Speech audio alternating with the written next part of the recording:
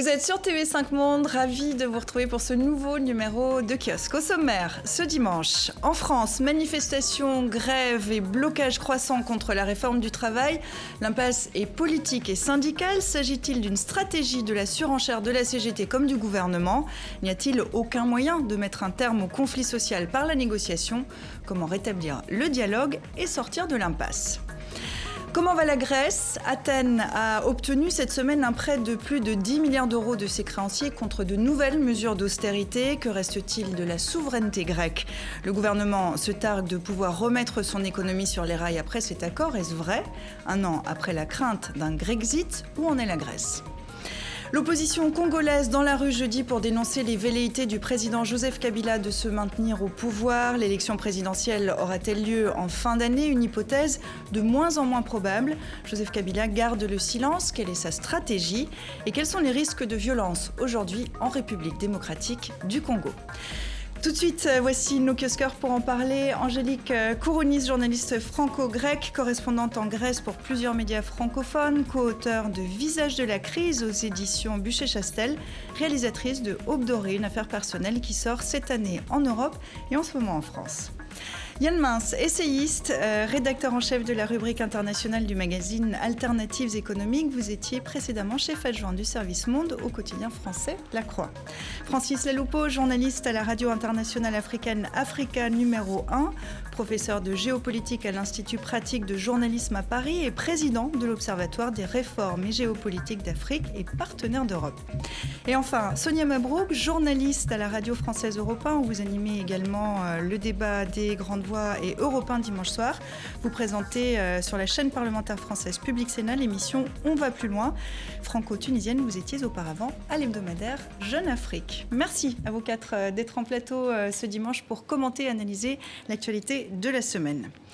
Première question qu'on va se poser, comment sortir du bras de fer en France autour de la loi travail ? Pénurie d'essence dans les stations-service, raffineries bloquées, circulation difficile sur le réseau ferroviaire, appel à la grève. Face à ces événements, un gouvernement qui ne démord pas et une centrale syndicale, la CGT, qui hausse le ton. En France, le bras de fer se durcit entre le gouvernement et la CGT. Le manque d'essence touche plusieurs régions. Malgré le recours aux réserves stratégiques, les forces de l'ordre continuent d'intervenir pour débloquer des accès aux dépôts pétroliers. Alors concrètement, dans l'Hexagone, les raffineries sont bloquées, 20% des stations-service sont à l'arrêt, les centrales nucléaires tournent au ralenti et le mouvement pourrait s'étendre aux rails et aux aéroports. 300 manifestants face à des milliers d'automobilistes allant au travail. Vous n'avez pas peur que ça aille à l'encontre de votre message ? Non, je ne pense pas, parce que plus on le fait, plus on voit quand même que les travailleurs en général et les Français sont contre cette loi. Donc je pense qu'il n'y a pas d'opposition. Ce matin, les forces de l'ordre sont intervenues en nombre pour lever les barrages. Le gouvernement veut montrer sa fermeté. Donc il faut retirer ce projet et on veut discuter, nous. On a proposé un nouveau code du travail, donc on retire et on discute. J'allais dire, on commence à discuter plutôt. L'homme qui cristallise le mécontentement, c'est Manuel Valls, le Premier ministre, et sa loi travail, passée en force par son gouvernement.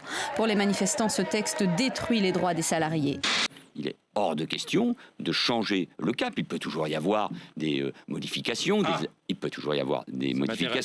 des améliorations. Il y a une astuce. Le texte, on le sait, doit obligatoirement être réécrit lors de son deuxième passage à l'Assemblée nationale. Et là, des modifications pourraient être apportées selon l'entourage du président. Alors, cela permet, en attendant, de montrer, d'afficher la fermeté tout en se ménageant cette porte de sortie. Dans 3 semaines, la France accueillera l'Euro de football. On voit mal l'Hexagone fonctionner sans pétrole, sans transport et sans lumière. L'euro qui démarre dans 2 semaines maintenant, vous l'avez compris, c'est un zapping. Après des semaines d'opposition à la loi travail, on le voit cette semaine, le climat s'est électrisé. Quel est le risque d'un conflit long, Sonia ?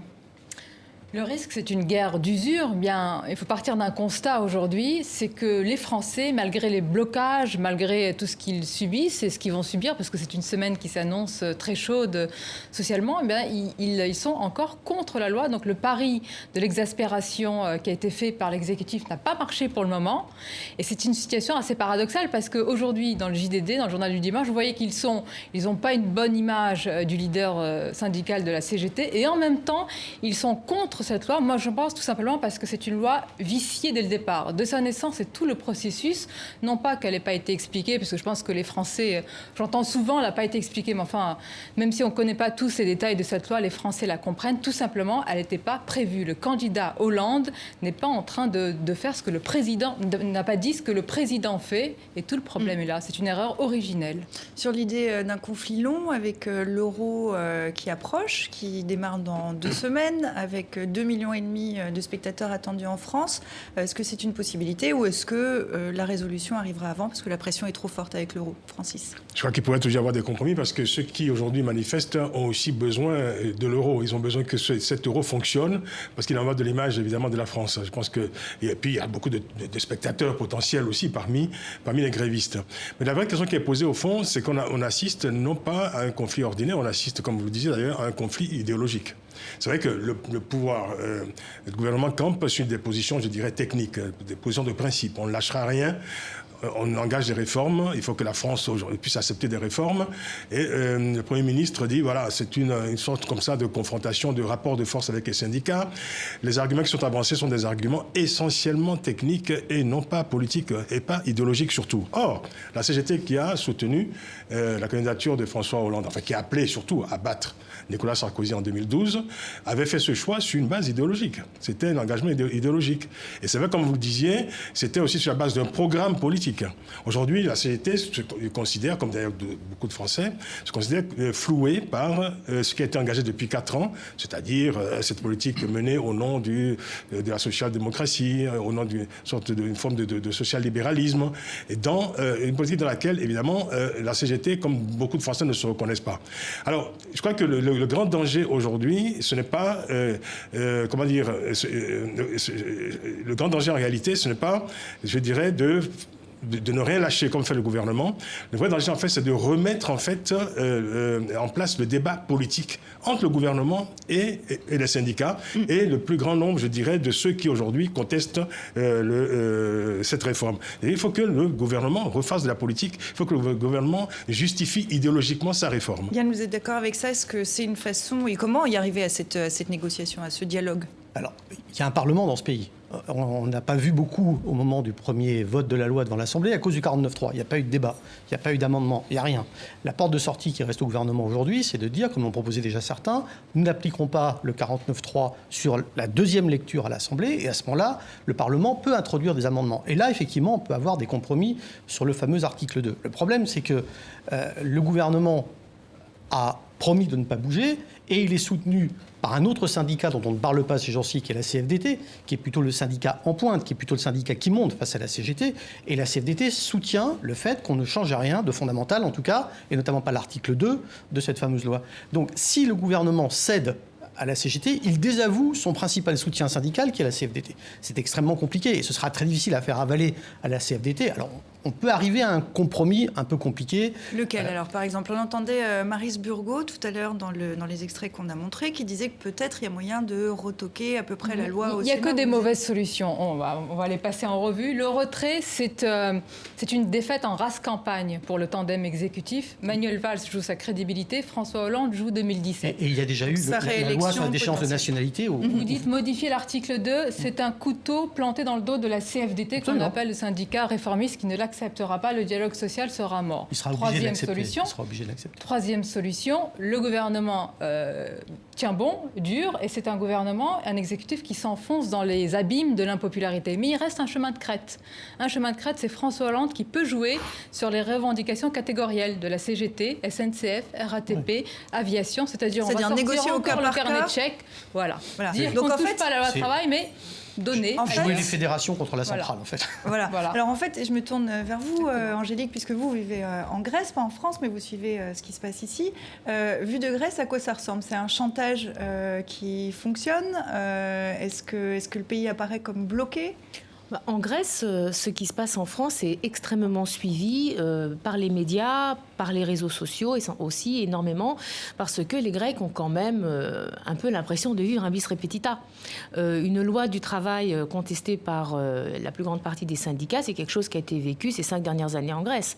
La majorité des Grecs sont en faveur des grèves qui ont lieu ici en Grèce, en France, parce que leur idée est que finalement, il n'y a rien d'autre qui puisse faire reculer un gouvernement qu'une grève, et qu'une grève qui dure.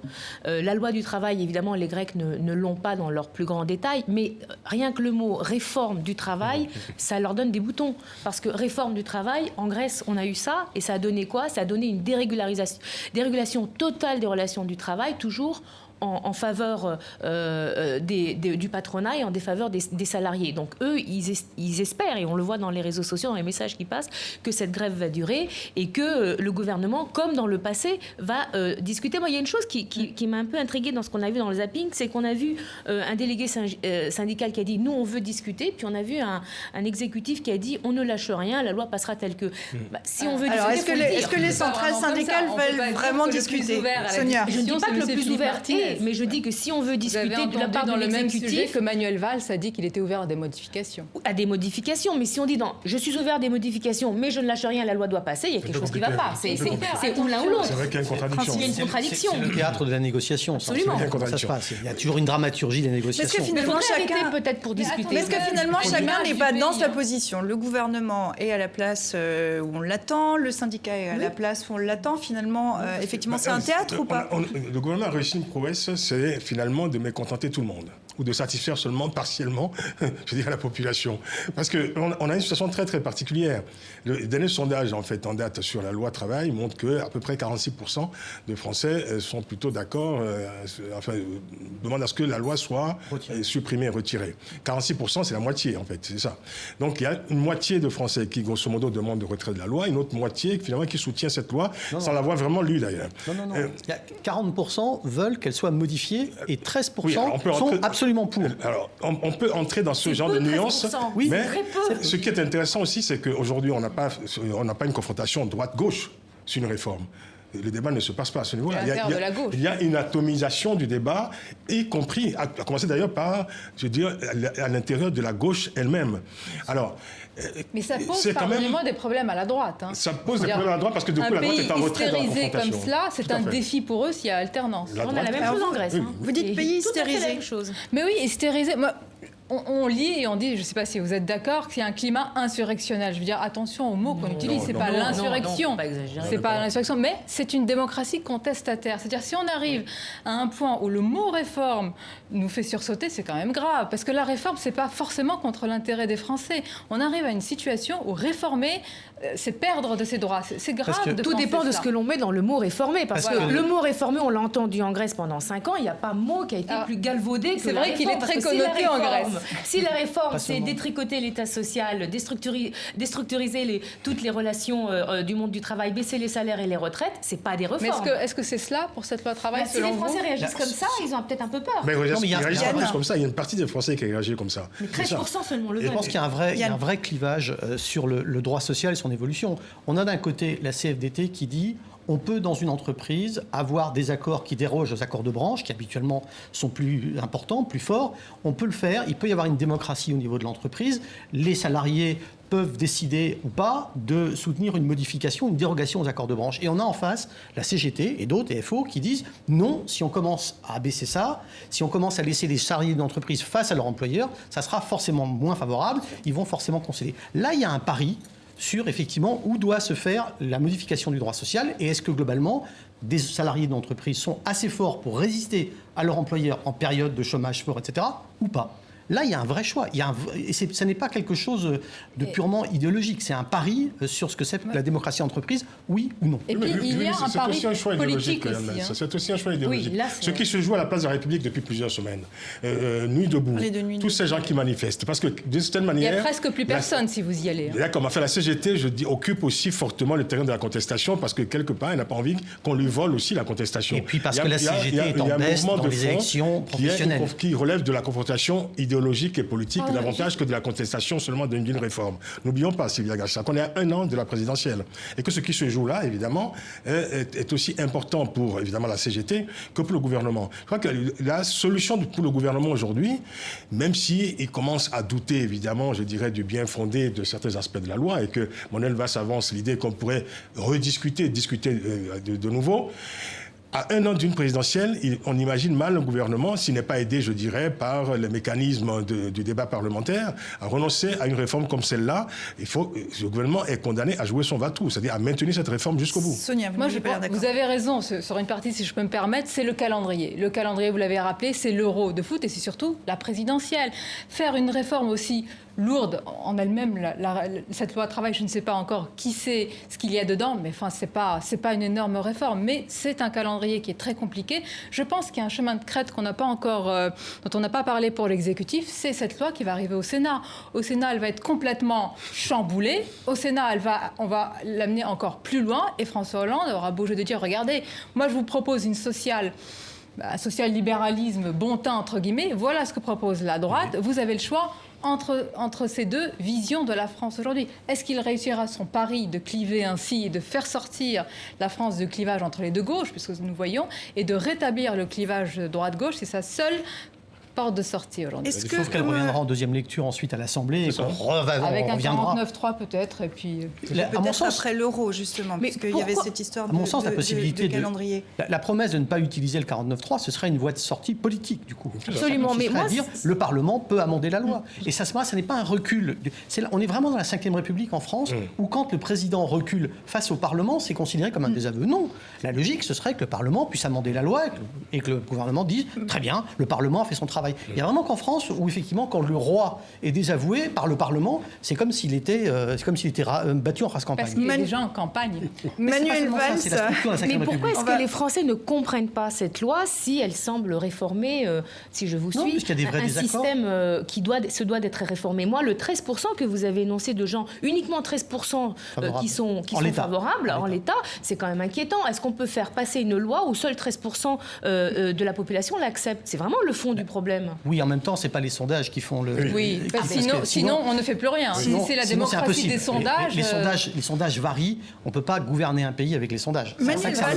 Manuel Valls disait cette semaine que la France se réforme avec ses conflits. Vous êtes d'accord avec ça ou c'est il y a quand même une histoire en France. On peut pas. Est-ce que ça justifie? Il y a une histoire contemporaine. En 2010, il y a eu. Parce que quand même, si on peut voir un petit peu les choses telles qu'elles sont, dans les rues, il n'y a pas des millions de gens. Non. Il y a une contestation qui est certes dure, mais il n'y a pas des millions de gens. Donc vous avez quand même plutôt peu suivies. Il y a des manifestations qui ont été assez importantes. Excusez-moi, si vous comparez par rapport à la réforme des retraites, c'était des millions de gens, et c'est une réforme qui est passée. Pourquoi elle est passée? C'est très simple, parce qu'il y avait à cette époque un deal entre le président Nicolas Sarkozy, son gouvernement, et une partie de la CGT, M. Thibault. On touche à beaucoup de choses, mais pas les régimes spéciaux, on les laisse de côté. Aujourd'hui, il n'y a pas de deal. C'est un dialogue de sourds. Chacun a jeté toutes ses forces dans la bataille. On va voir ça va dit, souvenez-vous de 95. En 95, il n'y avait pas beaucoup non plus de gens du secteur privé dans la rue, mais en revanche, ils soutenaient les grévistes. On a aujourd'hui des contestations par procuration. Les gens continuent à aller travailler, mais ils sont d'accord avec ceux qui ne travaillent pas, parce qu'ils ont des secteurs où c'est plus facile de faire la grève. Francis. Vous semblez sous-estimer quand même les tenants idéologiques. C'est vrai que le mot aujourd'hui est terrible. On ne parle pas plus d'idéologie, évidemment, personne ne veut plus en parler. Mais il y a quand même, je dirais, nécessité pour un gouvernement, notamment pour le président de la République, de venir devant son électorat, à commencer par la gauche d'ailleurs, pour expliquer, évidemment, les fondements idéologiques de cette loi, en essayant, autant que faire se peut, d'expliquer aux socialistes que cette loi n'est pas forcément en rupture avec les fondamentaux socialistes. C'est une nécessité, et cette parole est nécessaire. Ça n'a pas été fait. Oui. Voilà, c'est l'erreur originelle. Pour terminer sur ce thème, il y avait un édito cette semaine de la Deutsche Welle et le journal allemand qui disait, une fois de plus, la France est ingouvernable. Vous êtes d'accord avec ça ou pas? Enfin, un dernier tour de table pour conclure. C'est un titre que la presse allemande aime beaucoup. La France est ingouvernable, la France ne peut pas se réformer. Je pense que la France peut parfaitement être gouvernée, être réformée. Je pense que s'il y avait une discussion, si on avait été devant son électorat, expliquer les tenants et les aboutissants de cette loi et pourquoi cette loi est nécessaire et pourquoi il faut faire des réformes, ça ne serait pas passé. Il y a quand même cette image de la France à l'étranger. Là où la Deutsche Chevèle a raison, c'est que je pense qu'on est au bout de la Ve République. On est au bout du pouvoir d'un monarque républicain et on est au bout du fait qu'on a un Parlement. Alors là, les Allemands peuvent nous donner des leçons, je suis désolé. Un Parlement qui peut discuter, qui a du pouvoir, qui peut contredire l'exécutif. En France, on a toujours l'impression, depuis 1958, ou 62 surtout, l'élection du président au suffrage universel, que le Parlement doit suivre, le petit doigt sur la couture du pantalon, le président. Non, je suis désolé, c'est pas la démocratie. Regardez les États-Unis. Regardez les États-Unis, c'est pas que ce soit parfait, les États-Unis. Enfin, le Congrès a du pouvoir face au Parlement. Francis. Est-ce que la France est ingouvernable? Oui. Aujourd'hui, pas plus, pas moins qu'avant. Cet éditorialiste. Non. Mais derrière cette question, c'est quel pouvoir pour les syndicats? C'était le pari de la démocratie sociale. Est-ce que donner trop de place aux syndicats, c'est les faire devenir maîtres de la situation et finalement, entre guillemets, je fais attention à ce mot, otage? C'est le cas aujourd'hui. Qui c'est qui fait la loi? La CGT qui fait la loi. Pas seulement la CGT, attention, n'oublie pas qu'il y a Force ouvrière et d'autres syndicats. Moi, je ne résume pas, mais pour le moment, la situation de blocage et les clés sont entre les mains des syndicats. Enfin, limiter les syndicats, c'est leur enlever leur pouvoir. Je suis désolé, s'il y a un syndicat qui fait la loi dans cette histoire, c'est la CFDT, parce que c'est la CFDT qui a obtenu les modifications au projet originel de la loi El Khomri. Donc c'est pas la CFDT qui bloque le pays. C'est pour ça que la CGT démontre qu'elle existe encore. Et des syndicats en France qui sont paradoxalement assez peu représentatifs. C'est tout, puisque le taux de syndiqués en France est de 11%. Il est par exemple de 55%. Ça, c'est la vraie question. Pourquoi il y a il faut faire attention quand on compare les taux de syndicalisation. Il y a des pays où les syndicats sont aussi gestionnaires de l'assurance chômage, des retraites, etc. Donc les gens n'ont pas le choix de ne pas être syndiqués. Parce qu'ils n'ont pas les assurances chômage, ils n'ont pas la retraite, etc. L'assurance maladie est gérée par les syndicats. En France, on n'est pas dans... En Israël, il y a quelques années, ils ont enlevé aux syndicats le fait de gérer l'assurance chômage ou les retraites, je ne sais plus. Le taux de syndicalisation a chuté d'un seul coup. Donc il faut faire attention. Mais il y a un problème de représentativité quand même. Bien sûr. Je crois qu'on l'aura tous. On aura l'occasion d'en reparler peut-être dans une autre émission. Rappelons qu'une grève nationale est annoncée pour le 14 juin. Donc on va certainement y revenir dans Kiosque. Je vous propose qu'on avance, qu'on aille en Grèce où vous vivez, Angélique, puisque c'est là-bas désormais un scénario bien huilé. Les créanciers de la Grèce lui ont accordé un nouveau prêt de 10,3 milliards d'euros. Condition préalable au vote au Parlement de nouvelles mesures d'austérité. Et bien sûr, cela interpelle les Grecs. Malheureusement, la situation à laquelle nous sommes confrontés ne date pas juste d'aujourd'hui. Elle est le résultat de nombreuses années. Espérons que ça ne prendra pas trop de temps pour réussir à reprendre le dessus. L'Eurogroupe fait les mêmes erreurs avec le gouvernement grec. Ils doivent travailler pour une solution. Ce gouvernement est arrivé au pouvoir pour mettre fin aux mesures d'austérité. Mais les choses sont devenues 10 fois plus difficiles. Ils ne nous laissent aucune perspective de vivre dignement. En être humain. Voilà, je me tourne tout de suite vers vous. Comment vit-on en Grèce aujourd'hui, avant de parler de cet accord qui a été signé cette semaine? Comment vivent les Grecs? Mal. C'est-à-dire que maintenant, en Grèce, ce qui est extrêmement grave, c'est que l'espoir a disparu. Il n'y a plus d'espoir à l'horizon, ni au sein d'un gouvernement démocratiquement élu, non pas pour arrêter uniquement l'austérité, mais le mandat que les Grecs avaient donné au Syriza dans les deux élections et surtout au moment du référendum, c'était changer l'Europe. Ils étaient pour l'Europe, mais pour une Europe sociale, pas une Europe libérale comme celle que nous avons actuellement. Donc là, maintenant, c'est très clair, ce n'est pas possible. On ne peut pas réformer de l'Europe de l'intérieur, du moins pas tant que la politique est décidée par la BCE, la Banque Centrale Européenne. Donc... ça, les Grecs, maintenant, ils l'ont compris. Donc, l'espoir a disparu. Il n'y a plus de possibilité de changement. Non seulement il n'y a plus de possibilité de changement, mais ce que les Grecs voient, c'est que plus ils en donnent, plus on leur en demande. Et plus le scénario qui a commencé en 2010, on est en 2016, continue. C'est cette image qui avait été donnée par quelqu'un d'extrêmement décrié par les médias, Varoufakis, l'ancien ministre des Finances.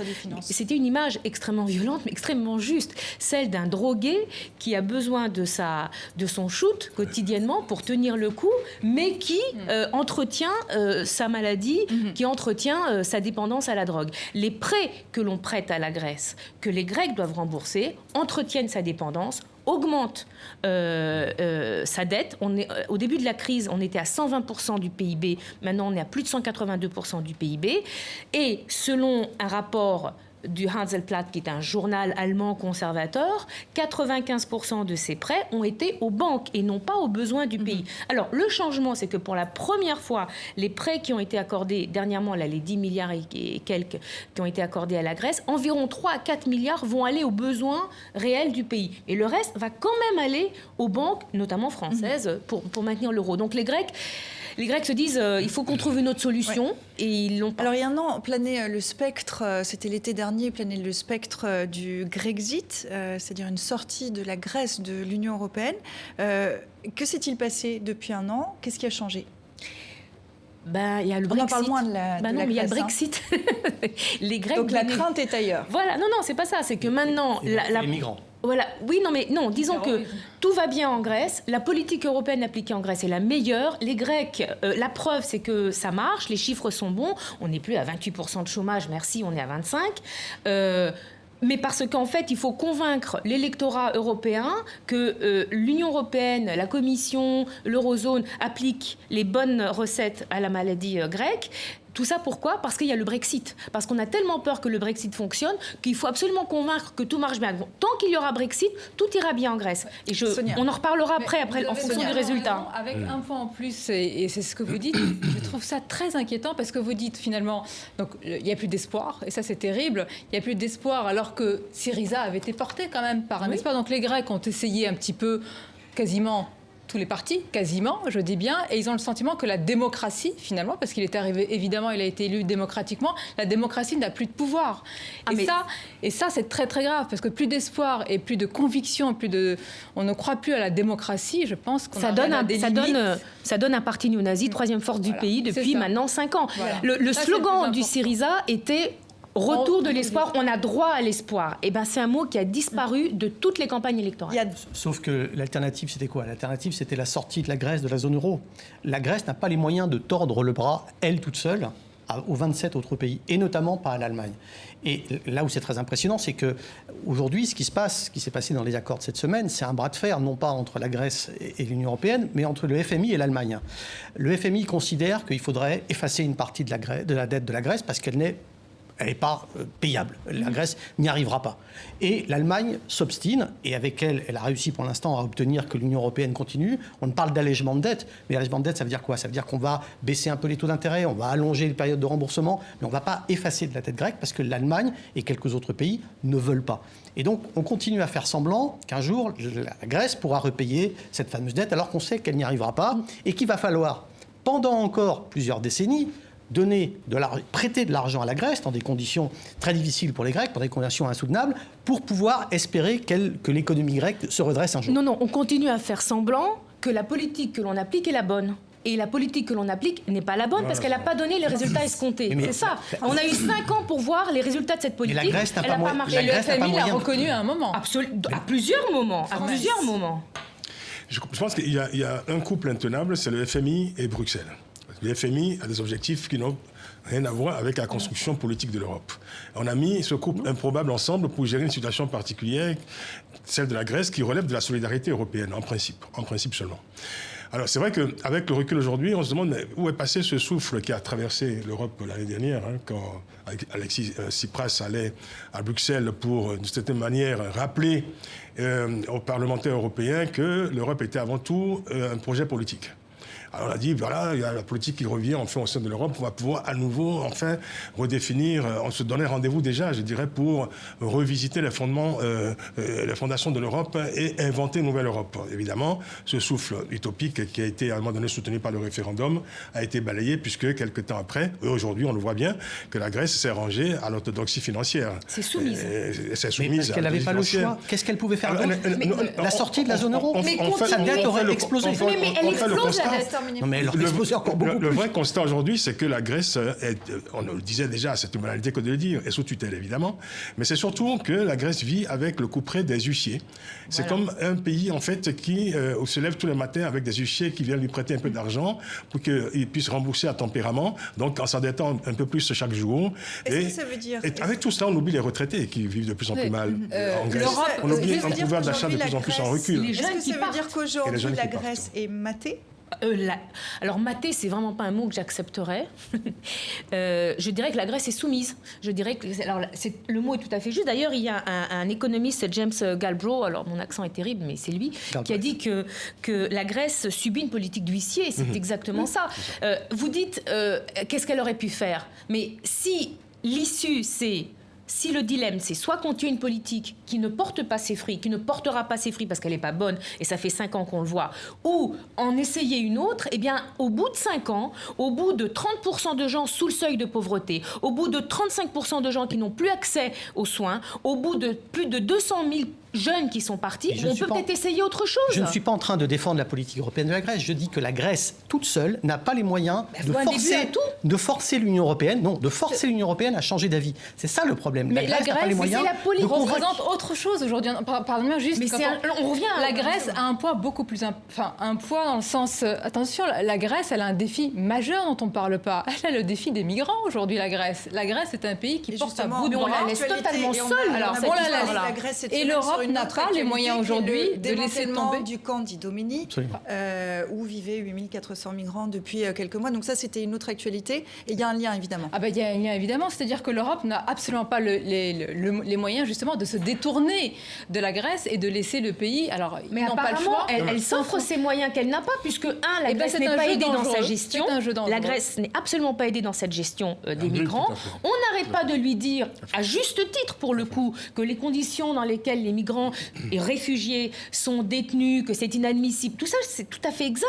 Mais attendez, dans un pays où on ne renouvelle pas les fonctionnaires, on a dû licencier les gens, où il y a des cantines d'enfants, là, alors on parle d'un défi, mais voilà un défi. À la rentrée, il faudra scolariser 25 000 enfants réfugiés, migrants. 25 000. Et je crois qu'il y en a d'autres que le chiffre global est de 60 000. Je vous pose une question. Comment est-ce que l'on va faire? Et le rôle de la Russie, je crois que Poutine était vendredi. Je laisse de côté une seconde le rôle de la Russie et je reprends le rôle, parce que la Russie ne fait pas encore partie de l'Europe, et que le partenaire naturel de la Grèce, c'est l'Europe, et que c'est les Européens qui se sont engagés à prendre 65 000 relocalisés de Grèce et 72 000 relocalisés de Turquie, qu'ils n'en ont fait rien. Il y en a moins de 1500 dans l'ensemble de l'Union européenne, et que c'est là le vrai scandale. C'est que les gens qui doivent être relocalisés ne le sont pas, et qu'on laisse la Grèce devenir une prison à ciel ouvert. Je vous propose qu'on avance sur ce que vous disiez. Visite de Vladimir Poutine cette semaine, pour revenir à l'économie, puisque cette semaine, Alexis Tsipras, le Premier ministre, se targue de pouvoir remettre l'économie grecque sur les rails.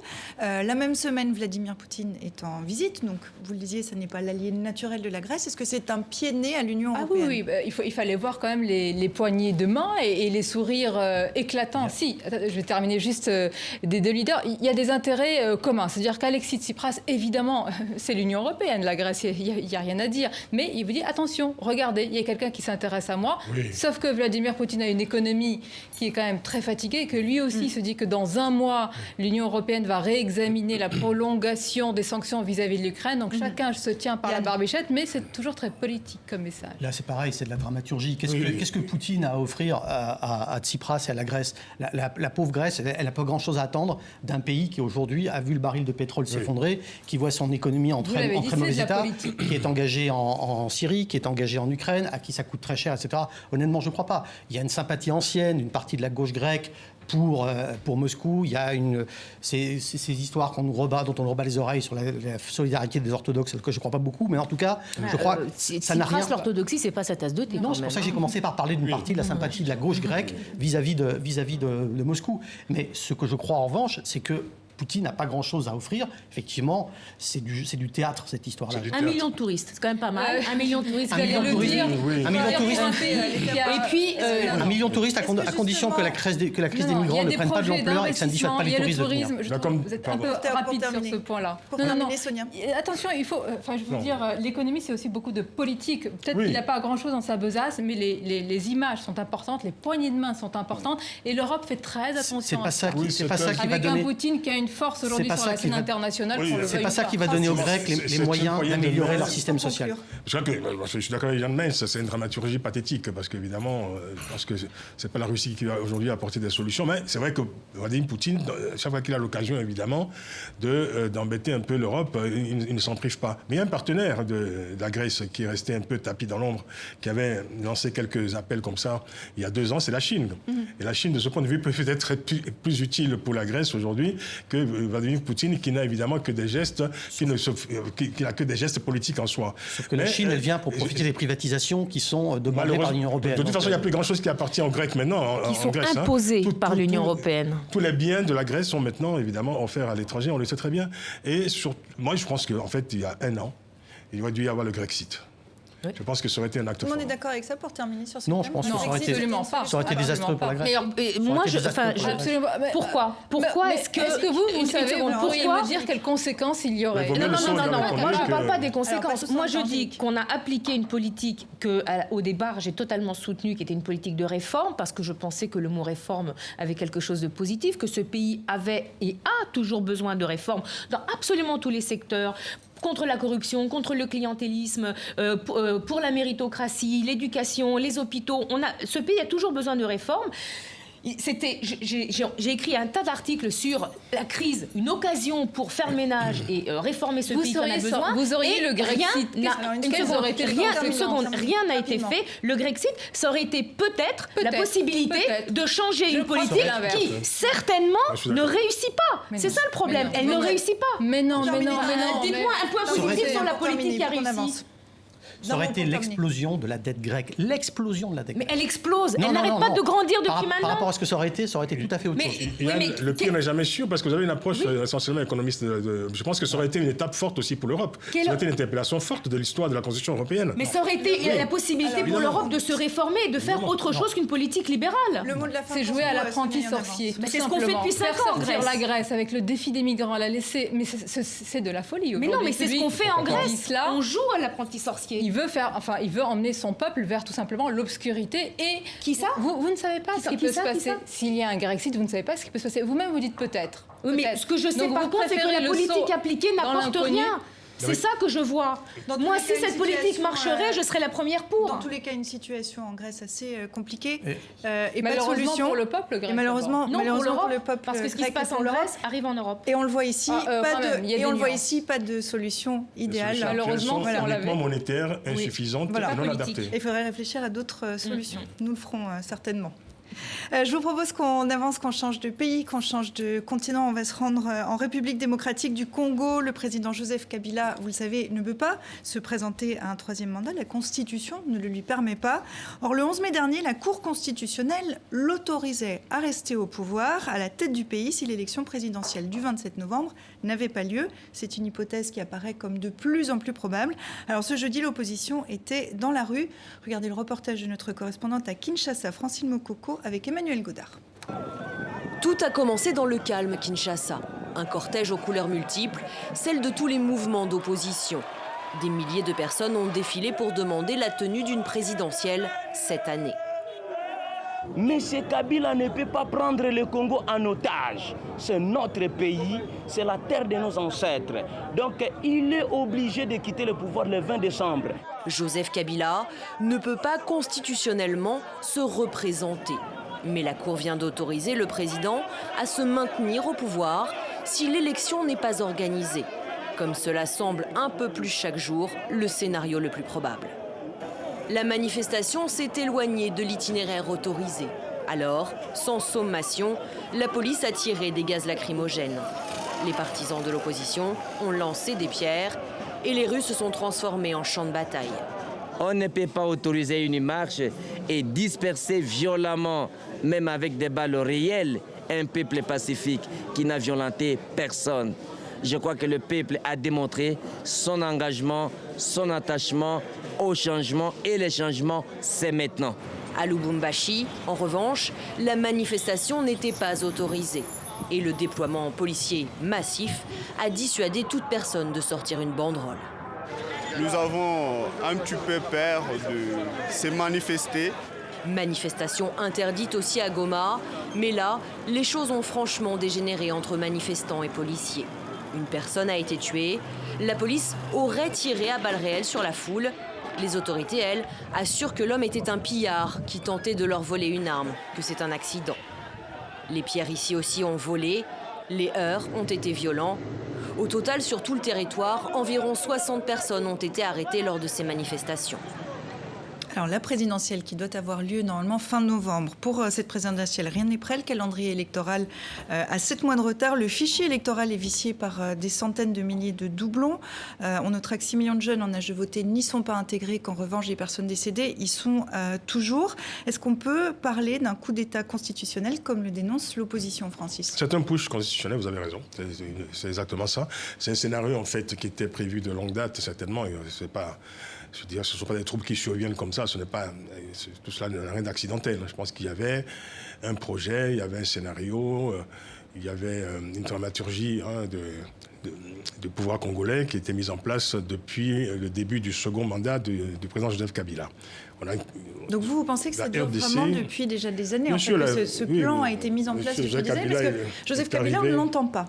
Oui, alors c'est ça qui est extraordinaire. C'est sa spécialité. C'est sa spécialité. C'est sa spécialité. C'est le seul, mais là, pour d'ailleurs, le coup, dans le cercle du pouvoir, ne pas s'exprimer sur la situation en cours dans son pays. Ouais. D'ailleurs, il pourrait de temps en temps d'ailleurs envoyer quelques mots de condoléances aux Congolais qui sont tués à l'est du pays, par exemple, ou s'émouvoir, je dirais, quand il y a des échauffourées, comme il y en a eu cette semaine à Kinshasa ou encore à l'est du pays. Mais c'est un président silencieux, comme s'il y avait des forces de l'ombre, finalement, je dirais, qui dirigeaient parfois un peu plus, d'ailleurs, à la place du président. Mais en réalité, pour revenir à ce que vous dites... C'est-à-dire, préciser ça, c'est-à-dire qu'il serait mal conseillé, c'est ça que vous nous dites? Non, je pense que... Enfin, on peut se poser la question de savoir si Joseph Kabila gouverne le pays tout seul. On peut se demander s'il n'y a pas des forces plus actives, peut-être obscures, peut-être beaucoup plus dissimulées, évidemment, qui co-gèrent ce pays avec lui. Ce serait qui, par exemple? Je pense à des individus qui l'entourent. Je pense évidemment à quelques barons de l'ancien régime, des régimes passés qui aujourd'hui entourent le président et qui, lui, incarnent évidemment des intérêts bien compris de ceux qui ont intérêt à ce que Joseph Kabila continue de gouverner ce pays. C'est quoi les pays occidentaux qui le soutiennent?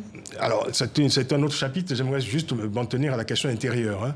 Je pense qu'il y a une règle du jeu qui est bien fixée par la Constitution congolaise. C'est une Constitution qui prescrit 2 mandats de 5 ans, tout au plus, pour un président. Depuis quelques mois, le pouvoir congolais a multiplié les manœuvres pour modifier la Constitution. Il s'est heurté à une forte contestation interne. On se souvient des émeutes de janvier 2015 la société civile, qui avaient fait reculer les autorités. On a contourné évidemment cette difficulté avec des morts pour indiquer que finalement on n'a pas les finances nécessaires pour organiser des élections en temps et en heure cette année à l'échéance du mandat en novembre prochain. C'est quand même extraordinaire. C'est-à-dire qu'organiser des élections, d'abord ça relève des obligations régaliennes. Ça fait partie des prévisions élémentaires dans une démocratie qui fonctionne, en tout cas dans un État qui fonctionne. On découvre soudain qu'il n'y a pas de finances, ce qui est d'un ridicule consommé. Bon. Alors, on contourne donc la difficulté de la modification de la Constitution pour mettre en place une difficulté conjoncturelle d'organisation d'une élection. La question est soumise par les députés de la majorité à la Cour constitutionnelle, à qui l'on demande d'indiquer s'il n'y avait pas d'élection en temps et en heure, est-ce que le président Kabila pourrait continuer à diriger le pays? Et la réponse, c'est ce fameux arrêt que vous évoquiez, l'arrêt évidemment de la Cour constitutionnelle qui a dit, oui, bien sûr, il peut continuer à gouverner, et d'ailleurs indéfiniment tant qu'il n'y a pas un autre président élu. C'est extraordinaire. En fait, on vient d'inventer, alors on a déjà inventé, dans certains pays d'Afrique en tout cas, on a inventé des coups d'État relativement sophistiqués, de temps en temps sophistiqués. On a inventé la fraude électorale, l'industrie même de la fraude. On a inventé la modification de la Constitution. En fait. On vient d'inventer un nouveau concept en RD Congo, c'est le glissement du calendrier électoral comme moyen de se maintenir au pouvoir. Je vous laisse réagir, c'est d'une inventivité extraordinaire. Je vous vois sourire en coin depuis tout à l'heure. C'est ce que j'appelle le mandat à durée indéterminable. C'est-à-dire on sait quand est-ce qu'il commence, mais on ne sait pas quand est-ce qu'il finit. Et je pense que l'examen du fameux fichier électoral va être très minutieux. Tellement minutieux qu'il risque de prendre 2 ans, 3 ans, 4 ans. Francis en a ça mieux que moi, mais je crois qu'en Guinée, les législatives, on les a attendues 2 ans à peu près, je crois, avant de les organiser. Donc effectivement, c'est toujours ça de gagner. Alors, là où je ne vois pas très bien, c'est où est-ce que va ensuite Kabila? Parce qu'il peut gagner 1 an et demi, 2 ans peut-être. Justement, je me permets de vous interrompre 30 secondes. On va regarder la une de Jeune Afrique qui pose à peu près la même question. C'était le Jeune Afrique d'il y a 10 jours. Jusqu'à quand à propos du président congolais. Donc, effectivement, quelle est sa stratégie? C'est une stratégie. Il peut gagner un peu de temps. Enfin, lui et ses barons peuvent gagner un peu de temps, 1 an, 2 ans, mais après, non.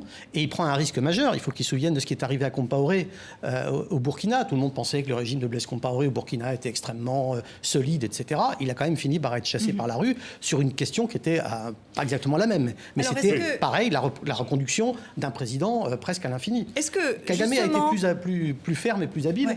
Il a organisé un faux référendum et hop, c'était parti. Est-ce que le scénario burkinabé, la rue qui chasse le président, est-ce que c'est un scénario qui peut se reproduire? Est-ce qu'il peut se reproduire dans un pays comme la RDC qui connaît des conflits à l'Est? C'est pas exactement le même genre de pays non plus. Peut-être Sonia. Alors, vu un peu plus, je connais moins ce qui se passe au Congo, mais en même temps, vous êtes tunisienne, oui, j'ai travaillé à Jeune Afrique longtemps, mais il y a deux remarques que vous disiez, Angélique. C'était d'abord quels pays soutiennent ou ne soutiennent plus le Kabila. J'étais très étonnée pas étonné, mais les États-Unis, je crois, poussent vraiment vers la sortie. Alors, est-ce que c'est la dramaturgie de la politique? Il y a une condamnation ferme des États-Unis, de l'Union européenne. Alors ça, je ne suis pas dans les secrets américains, mais je crois qu'il est soutenu par d'autres pays, par Pékin, par Pretoria, par d'autres. Donc, il y a aussi un jeu des ficelles, etc. Et puis, il y a une deuxième chose, c'est un front désuni, je crois, de l'opposition qui est face à lui, et je crois qu'il compte beaucoup là-dessus, malheureusement, des faiblesses des autres pour rester dans sa tour d'ivoire. Il y a une division de l'opposition, mais je pense que ce vide relatif, c'est pas tout à fait un vide d'ailleurs, disons que cette carence, je dirais, de l'opposition classique est fortement comblée par une société civile aujourd'hui, qui est de plus en plus, évidemment, qui monte au front. Vous disiez si, évidemment, on pouvait assister au même type d'insurrection qu'au Burkina Faso. Au même type, non, parce qu'il y a des raisons, je dirais, historiques et même géographiques à cela. C'est un immense pays, c'est un sous-continent. Les réalités sont diverses selon qu'on soit à Kinshasa ou à Beni ou à Goma, etc., ou dans l'Est. Diversité culturelle extraordinaire. Mais ce qui est intéressant, c'est que cette semaine, ces manifestations ont eu lieu dans plusieurs localités du pays. Donc il y a, je dirais, comme ça, une polarisation de la contestation qui est en cours en RD Congo. Alors, ce qui est évident... Aussi dans plusieurs endroits. Par contre, oui, les manifestations ont été interdites. Ont été interdites partout, sauf à Kinshasa d'ailleurs. Ce qu'il faut quand même souligner, ce qu'il faut retenir, c'est vrai qu'on a aujourd'hui on a effectivement une situation quasi insurrectionnelle en RD Congo. Et ça, c'est une réalité. Vous êtes d'accord avec ça, Yann? Il faut se souvenir à propos du Burkina quand même que quand il y a eu le contre-coup d'État de Diendéré, qui est-ce qui a soutenu le changement? Qui est-ce qui a soutenu la démocratie? C'était la province contre la capitale, en partie, parce que la capitale était sous le contrôle de l'armée. Donc, effectivement, Kabila doit se méfier, par exemple, de la région du Katanga. L'homme fort du Katanga, Moïse Katumbi, a été écarté par Moïse Katumbi, qui est donc Kabilé, candidat à la présidentielle. Il est aujourd'hui en exil en Afrique du Sud.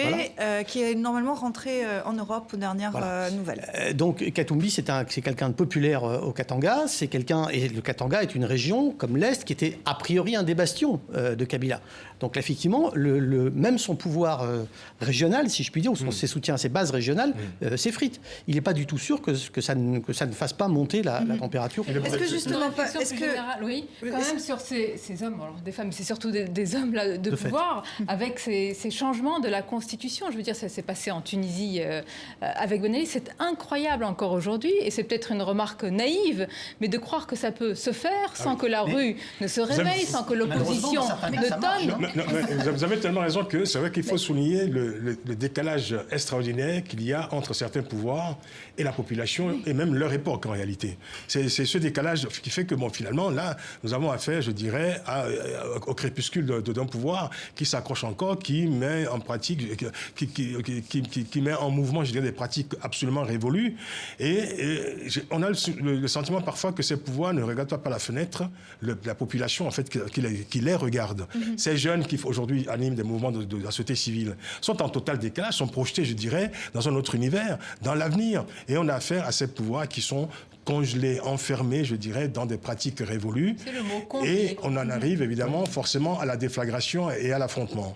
Mais dans certains cas, ça marche. Est-ce que le docteur Denis, qui est ce gynécologue, l'homme qui réparait les femmes, Denis Mukwege, ne pourrait pas être l'homme qui fédérerait toute la population du Congo? Parce que j'ai eu le privilège de l'interviewer il y a un mois et demi. Cet homme est extraordinaire.